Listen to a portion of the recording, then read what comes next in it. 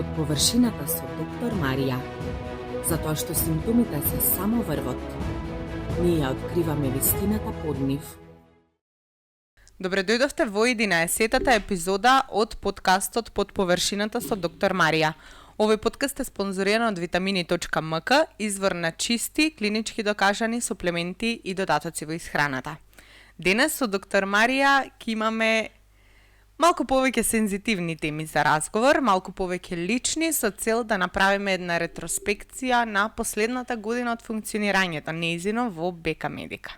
Доктор, ќе да почнеме. Да почнеме, Марија. Првото прашање. Кој момент од оваа година најмногу ве скрши? И како се издигнавте после тој момент? Во кој смисол најмногу ме скрши? Па, ајде да речеме и физички и психички.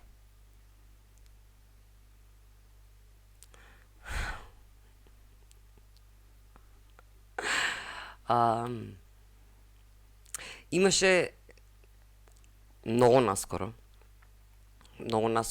би рекла пред околу месец, можеби месец и половина, каде што бех влегла во тотален, би рекла, бърнаут од прекумерна работа, каде што ја минав и каде што постојано зборувам на моите пациентки да не ја минуваат онаа црвена линија.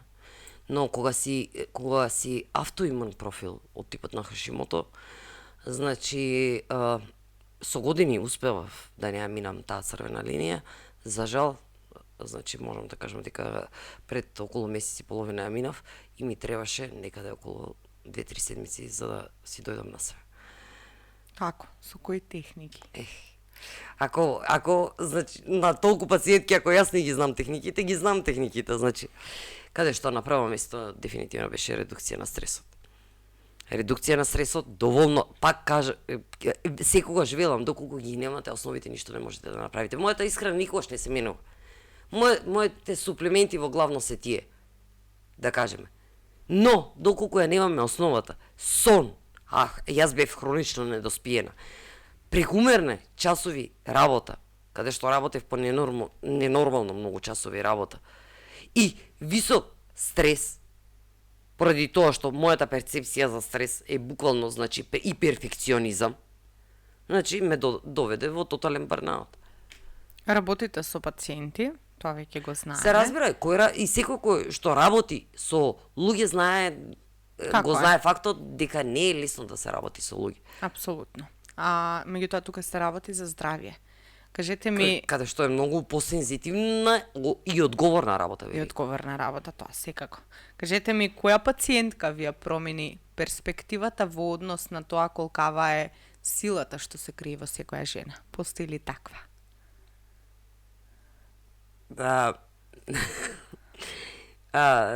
Постои. Би рекла дека можам да ги издвојам дури неколку.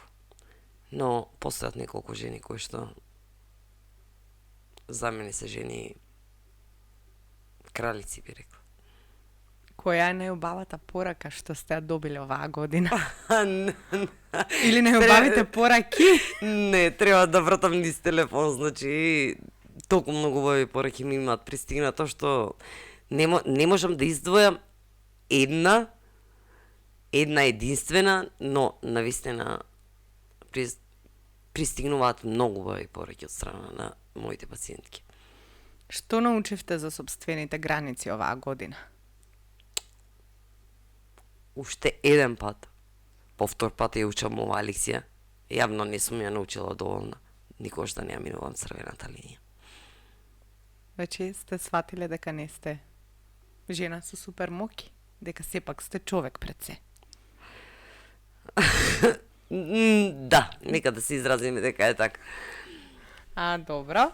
Кажете ми, која навика за жените најмногу ви изненадува, односно која навика на жените најмногу ви изненадува? Во позитивна, негативна смисла, во кој смисла? Во позитивна смисла, секако. Која навика на жените? На моите пациентки? Да, жените со кои што работите.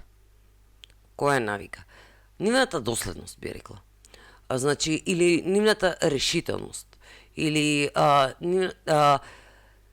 многу ретко ке вообичаено кога имаме, затоа што првично имаме еден на еден консултација со секоја од една од пациентките во заедницата, да кажеме, или независно дали станува збор за вид пациентка, вообичаено јас добивам многу јасна представа за тоа каков ќе биде исходот или колку таа пациентка ќе биде принципијална на некаков начин и колку ќе се држи до одредени насоки дадени од моја страна. Но можам да кажам дека можеби еднаш со една пациентка на вистина, за која што мислев дека воопшто нема да се придржува и нема да го издржи целиот процес, беше пациентка од Хашимото заедницата, дефинитивно ме изненади страшно позитивно. Значи, во најдобар смисол на збор. А кој калибар на пациентки најмногу ви ја будат емпатијата? Мислам дека не е тајна, дефинитивно пациентките за бременост и за забременување се мојата слаба точка. А кога знаете дека една жена ќе успее, во кој момент дознавате дека една жена ќе успее пред да почне да работи со вас? Пред да почне, значи, оно што го правам е многу детална анализа на сите нејзини лаборатории кои што мене ми се потребни. Зависно од самиот случај, да кажеме, но пред да почне, доколку веќе сме ја имале самата консултација и доколку видам дека таа жена е решена и доколку видам дека навистина постојат некакви услови за извршување. Сега не знам на што повеќе да се насочам. Значи, доколку станува за фертилитет, јас никогаш не давам лажна надеж доколку не гледам дека навистина можам да помогнам на таа пациентка. Или доколку станува за пациентка за Хашимото, доколку видам дека таа жена има волја, мене ми треба таа жена само да има волја. И доволно принципијалност да ги спазува моите инструкции.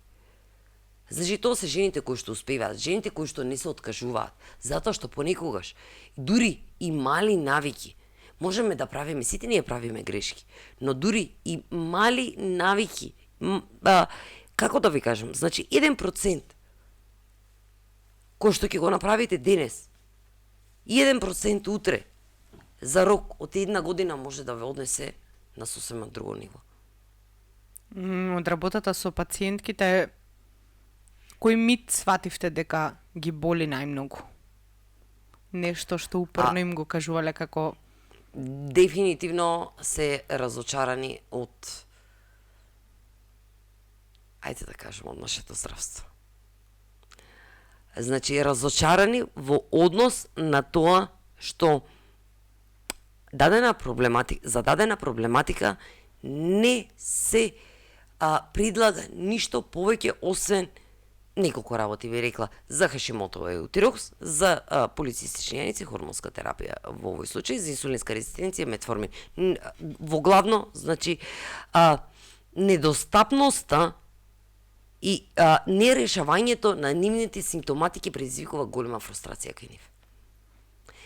Затоа што, реално, оно што им велате, не се важни антителата, не можат да се спуштат антителата, еве ти хормонска терапија, значи, или пи метформин, ама не можеш да јадеш се, ако сакаш да ја регулираш инсулинската резистенција. Пи хормонска терапија, но самите нуспојави од хормонската терапија и самото нешто што на вештачки начин води до менструален циклус, не е решение. Пи еутирокс, без да го смириш имунитетот, затоа што Хашимото е автоимунно заболување, а не болест на тироидната жлезда, не е решение. Значи, најголемата фрустрација е тоа што не го наоѓаат решението на нивниот проблем и на нивните симптоми. Затоа што така се, предпоставувам, навикнати. Не се така навикнати, така не учеле. Така се навикнати од аспект на тоа дека не учеле. Така не учеле, значи. И тоа е така не учеле на самиот факултет, значи да кажам, на самиот медицински факултет, никој тебе не те учи да решаваш симптоматика и да бараш причини кај Хашимото зашто се појавуваат. Или зашто е да станува збор, значи, никој не те учи. Секој те учи како фармаколошки да ги лекуваш дадени проблематики. и како симптомолошки да ги лекуваш дадени симптоми, да кажем. Од типот на главоболка, од типот на некаква друга болка, од типот како сакаш го наречи, значи. А кои се, кажете ми, најчестите грешки што ги гледате дури кај посветени жени на самите програми, во самите заедници? Прават ли грешки? Нема која жена не прави грешка, значи нема кој човек не прави грешки, но најчестите би рекла дека не се толку поврзани, би рекла околу стресот. Значи, дека особено околу редукција на самиот стрес, имаме малку повеќе потешкотија да направат услови за да го редуцираат тој стрес. Може да биде во резултат на работата која што ја имаат, може да биде во резултат на домашни околности, може да биде во резултат на мали деца, да кажеме, или некои дополнителни обврски, но тие не можат да создадат средина која што ќе направи да дојде до редукција на нивниот стрес, ајде да кажеме. Кажете ми, што некогаш сакате да го кажете на жените, на вашите пациентки, а не сте им го кажале поради учтивост?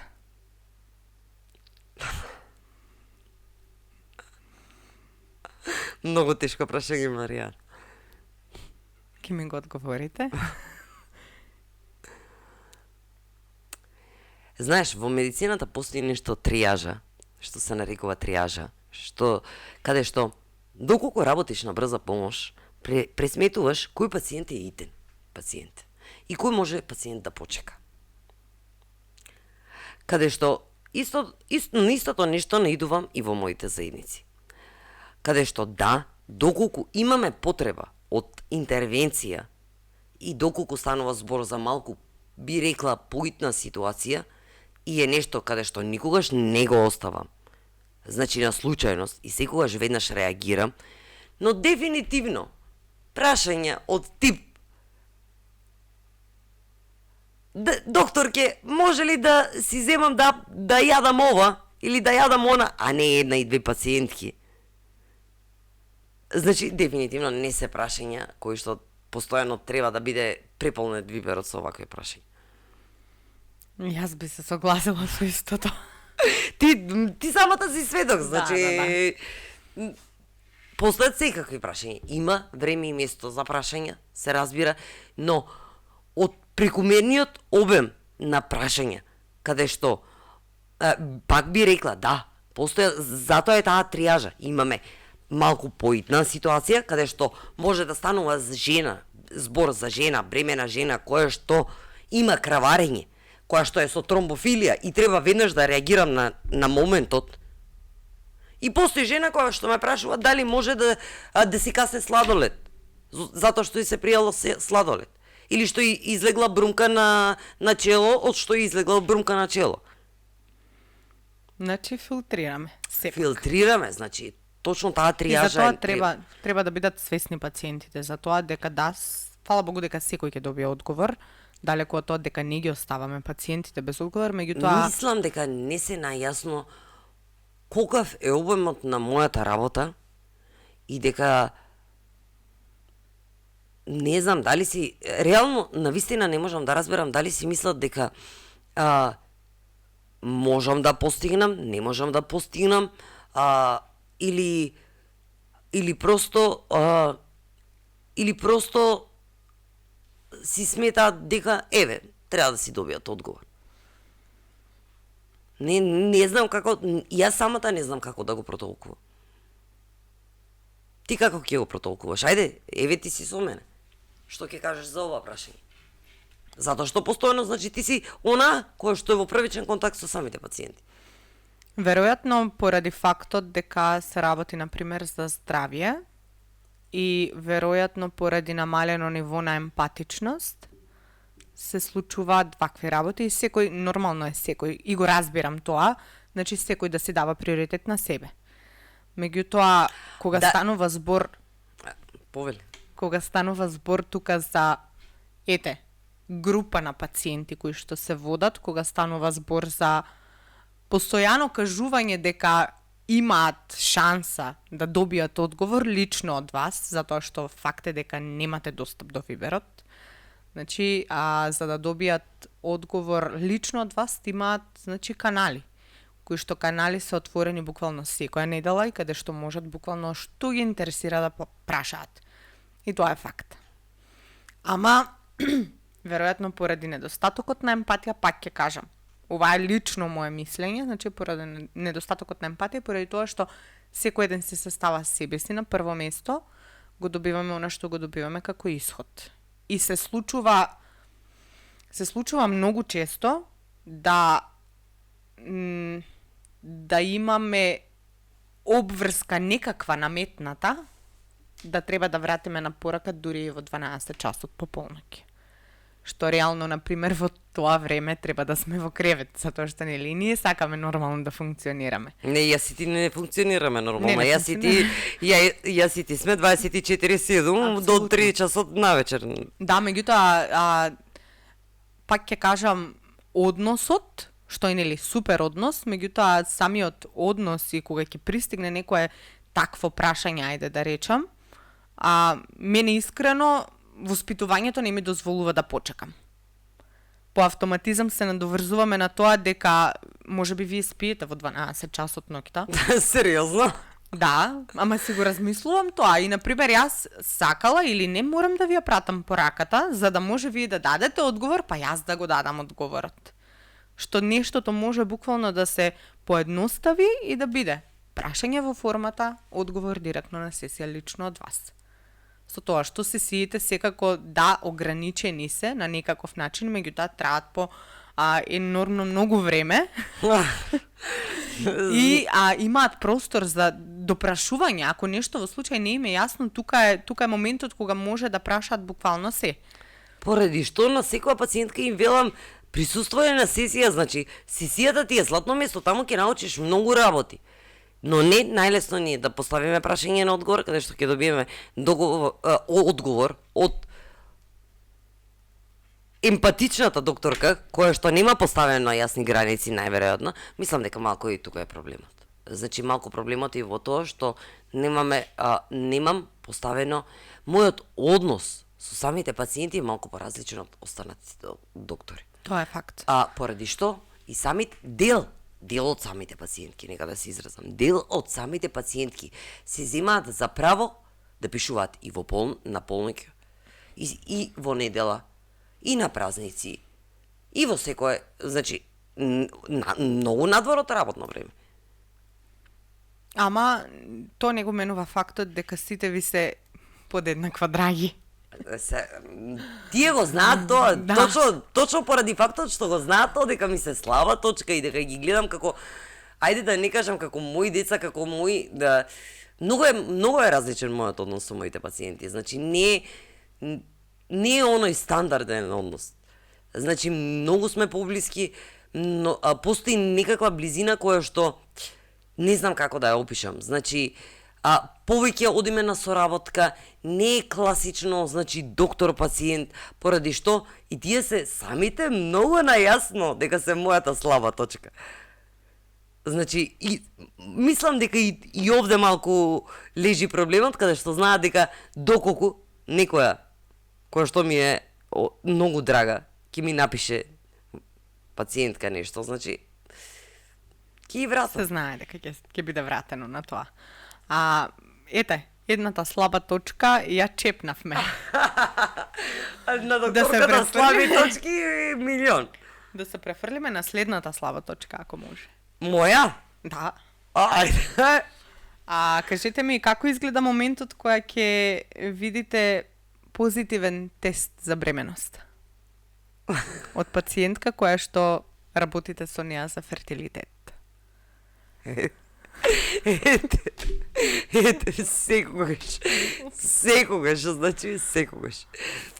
Ете, исто како да не сум можела, значи затоа што секогаш речи си станува збор за пациентки кои што многу долги години се обидуваат да останат бремени, или се имале многу спонтани абортуси, или имаат значи по никоја цена многу долго време се обидуваат да останат бремени.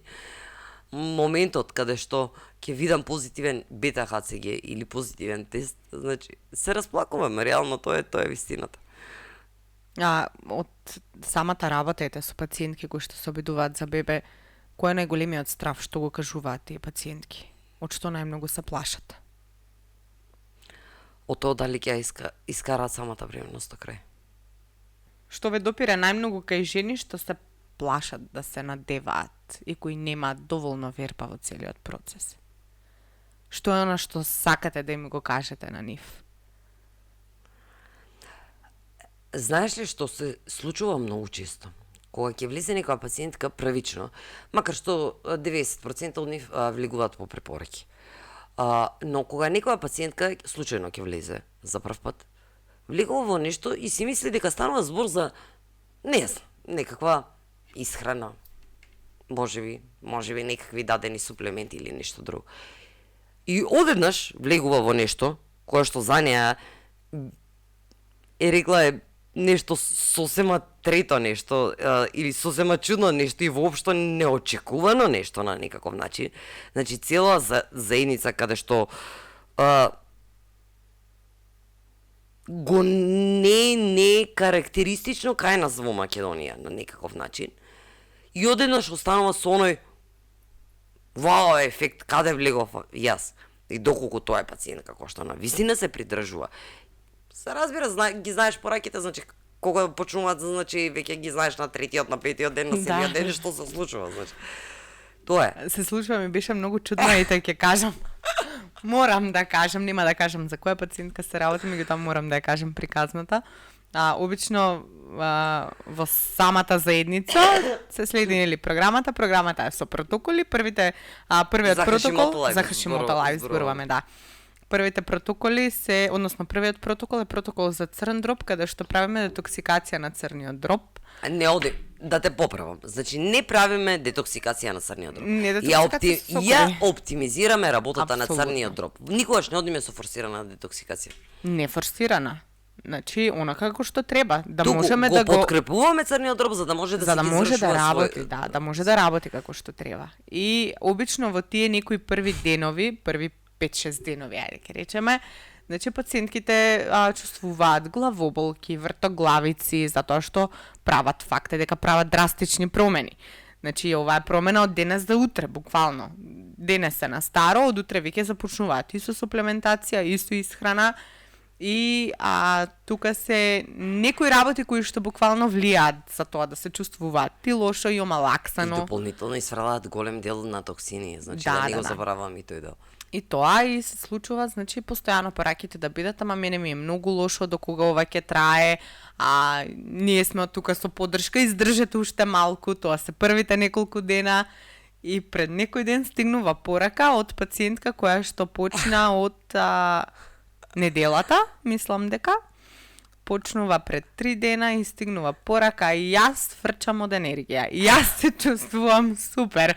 И ми беше чудно реално, затоа што генерално една тоа немаше. Тоа се случува на втората недела вообичаено. Да, значи, кај неа беше буквално на трети ден. Да. Ја прашувам, немате ли некакви главоболки, значи не знам да ви е лошо, кафето го исфрливте ли, прашувам што и да е.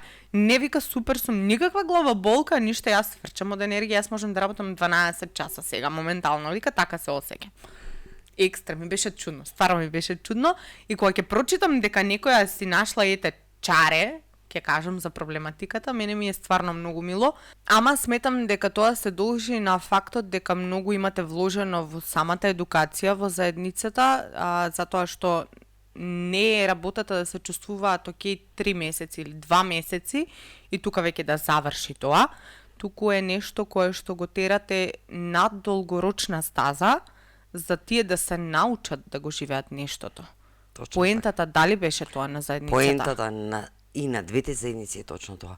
Тие да научат како да го менаџираат, независно дали затоа што има две заедници, значи Hashimoto Life и PCOS Life, значи и во двете заедници да научат доволно за својата состојба, и не доволно би рекла повеќе од доволно за својата состојба, како да ја менаџираат кога јас нема да бидам таму.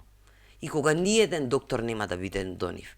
Како сами да се научат да ја менаџираат, да разберат кој симптом што им кажува, што треба да превземат во тој случај. Значи, заедницата е создадена со цел да ги образова сите овие жени, да научат во доволна степен за нивната состојба и потоа сами во текот на целиот свој живот да можат да ја менаџираат.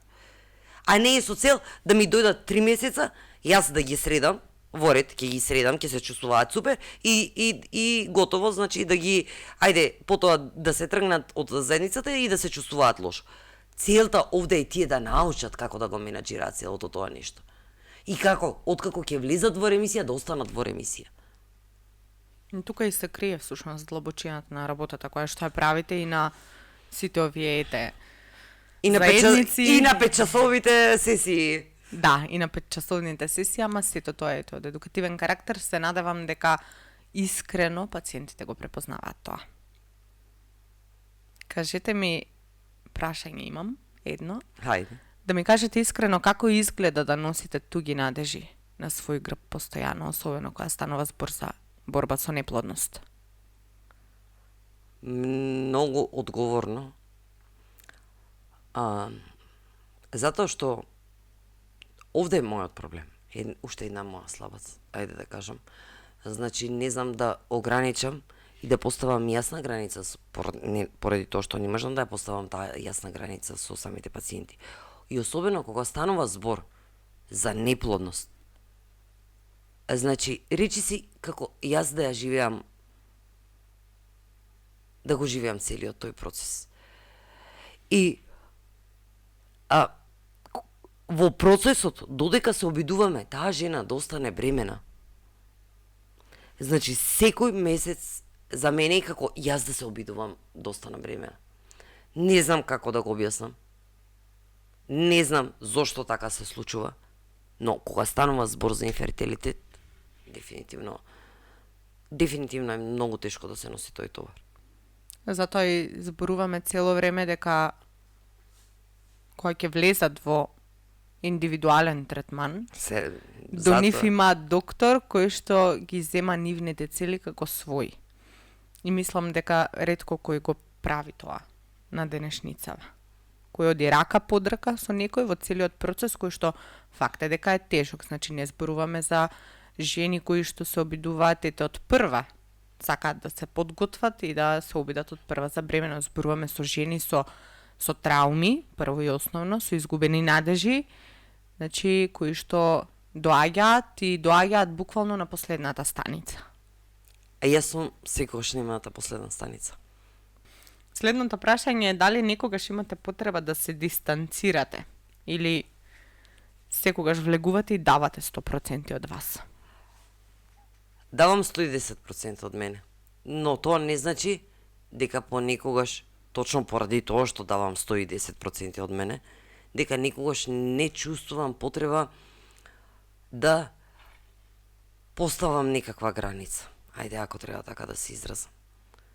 Значи, но, пак ќе кажам, кога станува збор за работа со луѓе, дефинитивно, работата со луѓе, работиме со различен вид на луѓе. И многу е различно да работиш со еден тип на луѓе, многу е различно да работиш со друг тип на луѓе. Значи, работата, особено со еден тип на луѓе, ти предизвикува голема сатисфакција и ти го исполнува, ти ја исполнува работата, додека, значи, сепак, на крајот од денот, значи, не сите пациенти се исти и честопати веќе до толку никој работи, дали ќе бидат независно повторени од моја страна, дали ќе бидат кажани по 100 пат од моја страна, значи, навистина понекогаш чувствувам дека треба малку да се повлечам назад и да ја поставам таа граница. Тоа што не можам е друга приказка. Ги спомнавте заедниците. Значи, двете заедници PCOS Life и Hashimoto Life. Која е магијата внатре во двете заедници, која што надворешниот свет не ја гледа? Треба да влезе за да ја види. Која е магијата внатре? Прво, Значи, станува збор за заедници каде што жени, би рекла, ајде, имам и неколку мажи во Хашимото лајф, но тие се во позаднина главно. Зад сцената. Зад сцена се. Но, кои што постојано се подкрепуваат едни со други. Си се подкрепа едни со други. Значи, постојано си споделуваат и многу држам на тоа нешто, особено по старите пациентки, да помагаат на новите пациентки кои што влегуваат во самата заедница. Многу држам на тоа нешто, да имаме една поддржувачка заедница. Значи, темелите ги ставам на тоа да имаме поддржување, значи, на секакво ниво. Која е другата магија? Значи, пак ќе кажам, магијата е таму каде што тие, кога ќе влезат, очекуваат некаква се исхрана и некакви суплементи. Станува збор за сосема различно нешто. Значи, имаме клинички протоколи, значи, имаме секоја недела сесии, имаме пак ќе речам сесии што траат не се знае по колку време, имаме едукативни би рекла од моја страна, и по време на сесии, и водичи, во самата заедница, секој ден се ставаат нови материјали, независно дали станува збор за рецепти, независно дали станува збор за мотивацијски работи, независно дали станува збор за напредни водичи, за почетници водичи, значи, многу е вложено во овие заедници.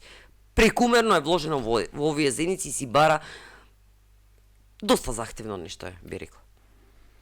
Кој момент во заедницата ве прави најгорда? Пак доаѓаме до истото нешто, значи. И во двете заедници имам жени, секогаш, кога една жена ќе ми биде многу подобра, кога ќе ми каже се чувствувам прекрасно, значи, се разбира дека е голема сатисфакција за мене. Но во и двете заедници имам жени кои што се обидуваат да останат до време. И се разбира, значи најгорда сум, кога тие жени после, не се знае, може би 3 спонтани абортуси, може би 3 неуспешни, 4 неуспешни инвитра, инсеминации, ембриотрансфери, на крајот од денот ќе ми останат при мене. Значи, и тоа е успех. Тоа е момент и тоа е чувство на исполнетост и на среќа кое што не можам да го опишам со зборови. Кажете ми кои се 3 работи што ги учите секоја недела од заедниците? Леле, Маријана, ти со тие твои 3 работи, една работа, 3 работи. Ама морам да ве ограничам. Зошто? 3 работи. Зошто можеш да ве ограничиш? Па, ако не ве ограничам, епизодава ќе трае 5 часа. Од искуство.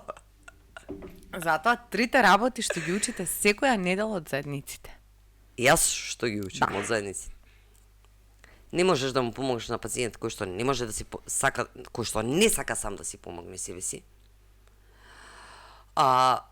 Не можеш колку и да зборуваш, колку и да се трудиш да му помогнеш на некој, доколку тој пациент не ги следи насоките кои што му ги даваш на некаков начин, дефинитивно, значи, нема да успее во целото нешто. И секој пациент кој што ги слуша насоките, ќе има успех. Кажете ми како се однесувате со пациенти кои што се разочаруваат и кои што мислат дека нема да постигнат резултати уште пред да почнат? Или се многу малку во самата заедница, во самите протоколи? Од типот на тераат, не знам, една недела, нема подобрување никакво, затоа што по природа сме ние нетрпеливи и сакаме во првите 3 дена да видиме резултат. Ама... Да, ама не може жена со Хашимото, која што 15 години е диагностицирана со Хашимото, има 15 години автоимун проблем и проблеми со имунитетот, да очекува за 3 дена да се среди целото тело. Значи, како се однесувам? Јас секогаш велам, јас имам 2 професии. Морам едновремено да бидам и психотерапевт и доктор. Значи, тешко е. Разговарате сепак. Тешко е, да. Разговараме, но овде кој е убавото нешто на ова нешто? Затоа што по време на самите сесии се вклучени и останатите и постарите членки, би рекла, на самата заедница. Кога ќе имаме некоја нова жена, која што е, би рекла, обесхрабрена, или нема некои резултати кои што може би ги очекувала во првите 2 седмици, ајде да кажеме. Овде се старите членки, кои што веднаш имат да изнакажат такви работи, што се е случувало со нив кога тие се биле на нејзино место, каде што таа веднаш ќе добие кураж. Затоа велам, значи, многу држам на тоа да имаме една поддржувачка заедница, каде што старите пациентки веќе се со многу големо искуство, многу големи познавања, многу голема едукација од моја страна, каде што да таа пациентка кога ќе влезе на почеток може да се чувствува и дури како изгубена и може да си мисли дека не го постигнува ефектот. Но не знае дека можеби тој ефект ќе дојде за рок од 2 седмици и можеби на нејзиното тело е потребно, во зависност од тоа со што се соочува дополнително како проблематика, затоа што не секогаш велам, Ана и Ана не се, и покрај тоа што имаат Хашимото, не се две различни особи, значи. Да. Ана може да биде едновремено и со Хашимото и со инсулинска резистенција, и Ана може да биде едновремено и со Хашимото, да кажеме, и со полицистични јаници, и со тромбофилија. Значи, сосема различен, би рекла, и терапија, и пристап, и насоки, каде што и резултати.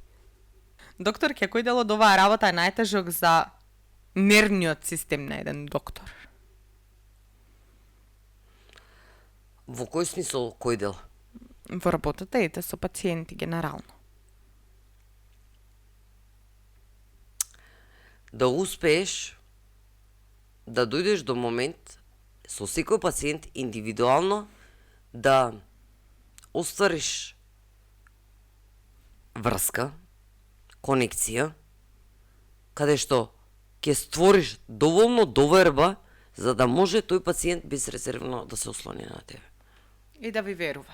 Да, и тоа е моментот каде што доколку се случи тоа нешто, тој пациент дефинитивно е во, би рекла, во сигурни раце. Кажете ми како се грижите за себе кога имате толку многу жени кои што се ваша одговорност на некаков начин? Дали треба да одговорам на ова прашање? Па, мислам дека да.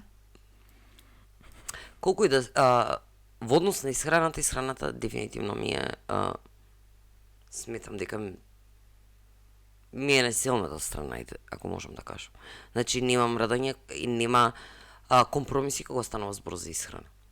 Нема компромиси кога станува збор за некои работи од тип на, би рекла, суплементација.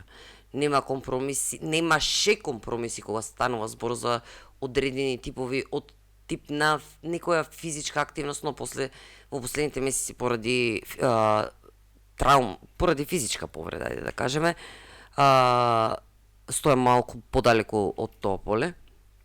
Овде нема компромиси. Но, реално, ако гледаме, знаеш што ја велат? Слушај што ти кажува доктор, не гледај што прави доктор. Да. Затоа што реално, за да успеам да им помогнам на сите нив, морам да жртвувам голем дел од мојот мир, од моето време дома, од моето време поминато со моите деца, од мојот сон,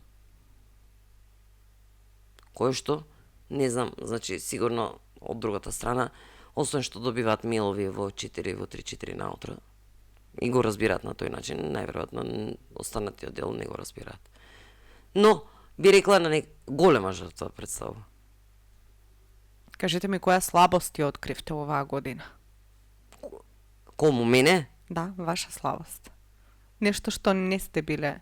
Сте биле рамнодушни предходно, ама сега веќе ви станала слабост. И не сте биле свесни дека ја имате. Не знам. Многу интересно прашање, треба да помислам по однос на ова прашање.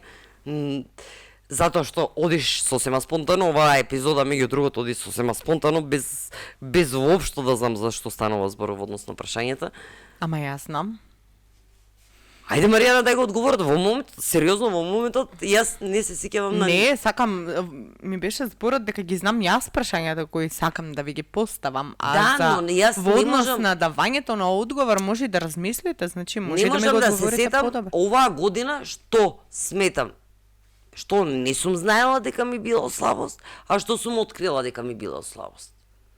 Напротив, оно што се трудам и кое што се целам секој ден е да ги покривам тие слабости. И на некаков начин да секој нареден ден да бидам барем за 1% подобра верзија на самата себе си. Сосема, вообичаено се трудам сосема обратно. Со исклучок на, ајде да кажеме, на оној брнаут за кој што споменав на почетокот на самата епизода.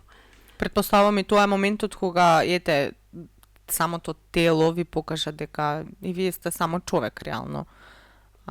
Ви треба и одмор, ви треба и да се повлечете малку на Самото нас. тело одамна си дава сигнали, значи јас Ама доктор си ја Марија реши да ги игнорира тие сигнали. Да, во овој случај, значи не.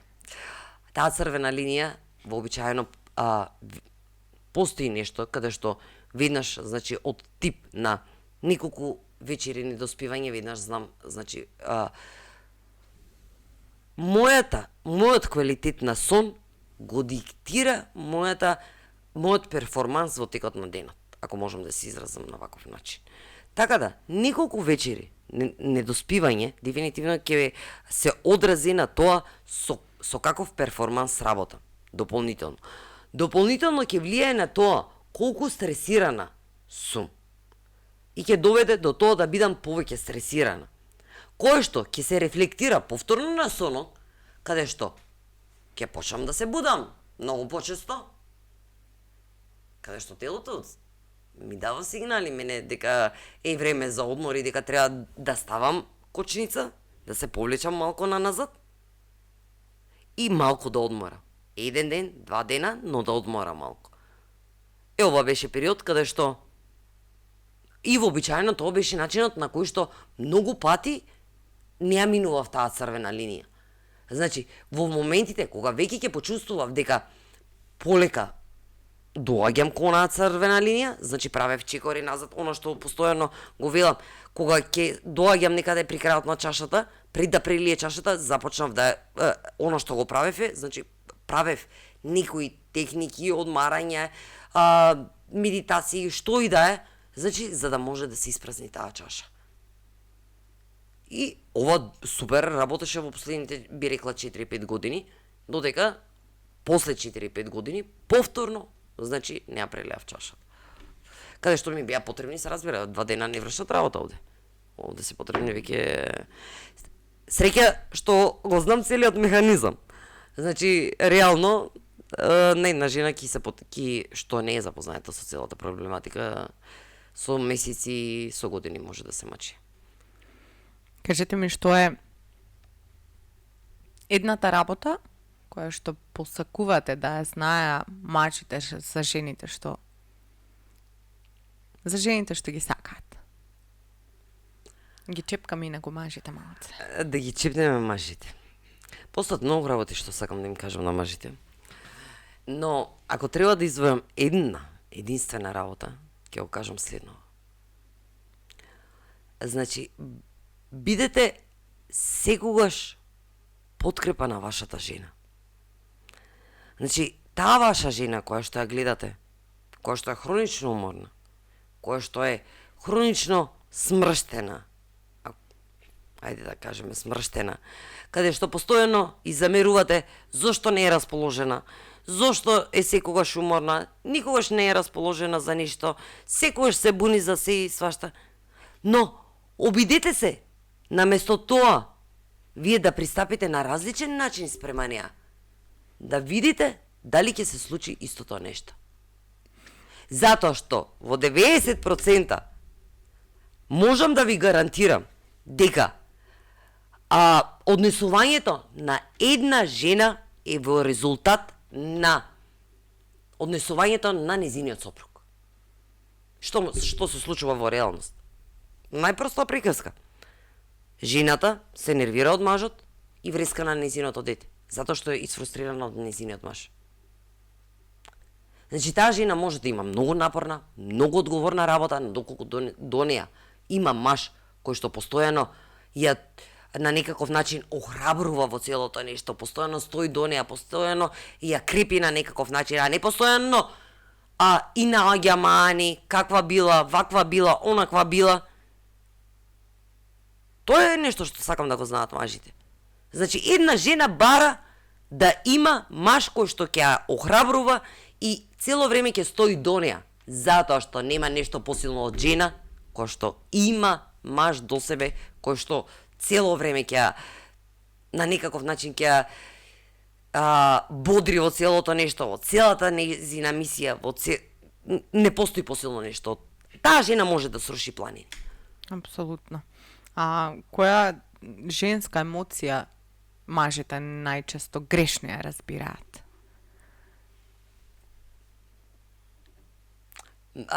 Мажите сметам дека многу емоции на жените грешно ги разбираат. Ете една, најчесто.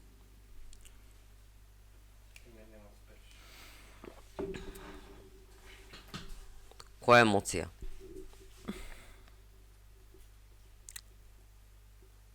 Нивната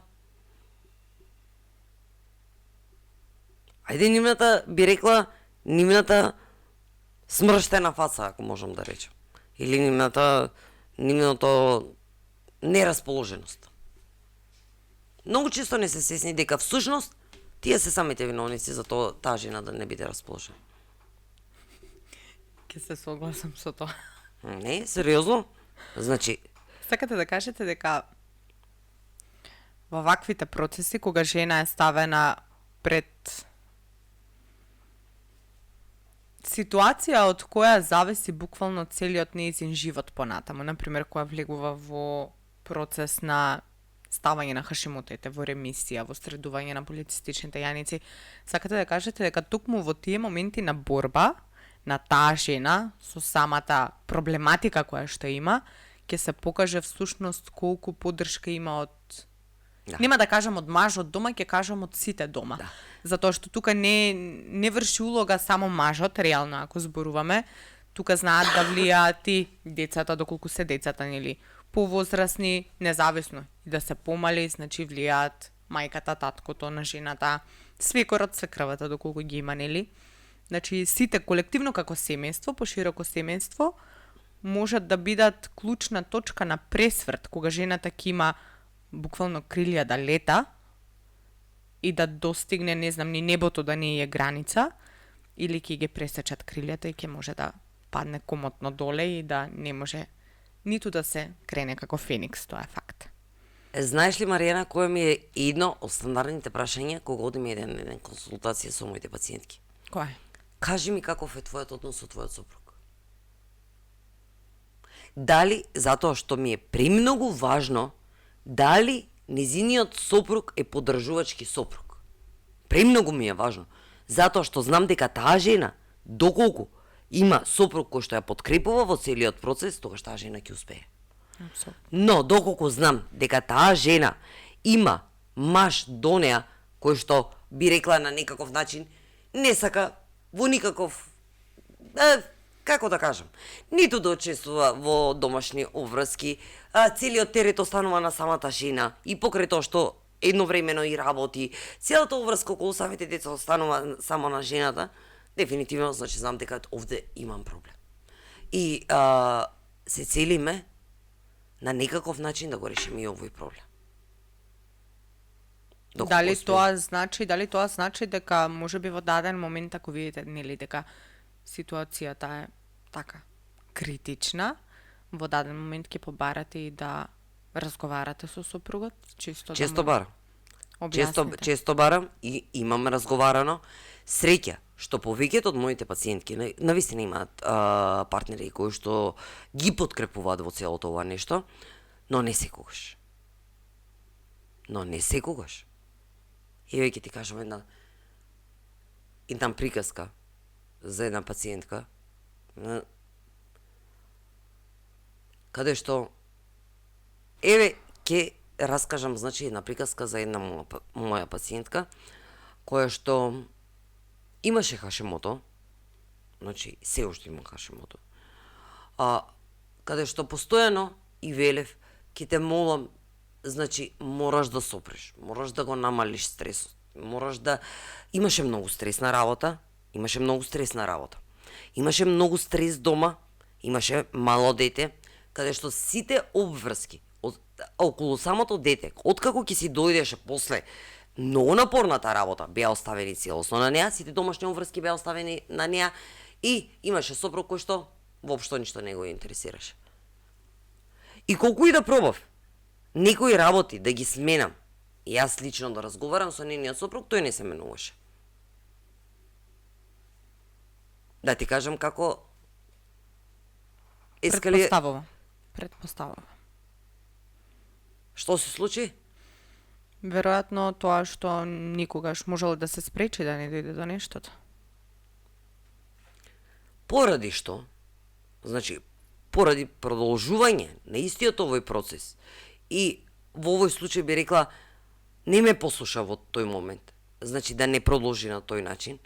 И продолжи на скрос истиот магичен круг, каде што тоа тело не може да издржи, значи не може да издржи да живее постојано, значи дома, значи постојано оптеретена, на работа постојано оптеретена, со маж кој што не ја подкрепува. И на крајот, додека ми се јави еден ден да ми каже дека е оперирана од карцином на дојка. Меѓу другото, предходно беше и предходно. Доста години предходно беше диагностицирана и со ендометриоза, меѓу другото. Сакам да ги поврзам работите, дека, значи, каде што во епизодата, каде што зборував, дека самата естрогенска доминација, значи, води до појава на ендометриоза и до карцином на дојка, значи, во овој случај, кај нас да си изигра работа, значи, самото нешто. Главен виновник за целото нешто беше, би рекла, стресот, кој што водеше до намалено ниво на прогестерон кај оваа жена, која што ја ставаше во естрогенска доминација, затоа што таа жена се хранеше релативно добро, значи веќе имаше протоколи, веќе имаше се и се хранеше релативно добро. Но поради тоа што телото нејно постојано беше во fight or flight mode или постојано беше, значи, како темпирана бомба, многу повеќе создаваше кортизол наместо прогестерон, поради што испаѓаше во естрогенска доминација, каде што на крајот резултираше со карцином на дојка. Ајде сега кажете им на самите гледачи, што е нештото кое што сакате да го смените следната година? За да бидете од полза на пациентите, за да бидете поефективни во работата, за да можете да се посветите максимално повеќе и да дадете максимум, ама да го дадете тој максимум на вистина како што треба. А при тоа и вие да бидете окей. Тоа морам да го нагласам.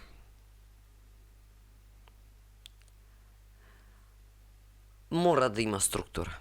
Значи, мора да биде поставена структура.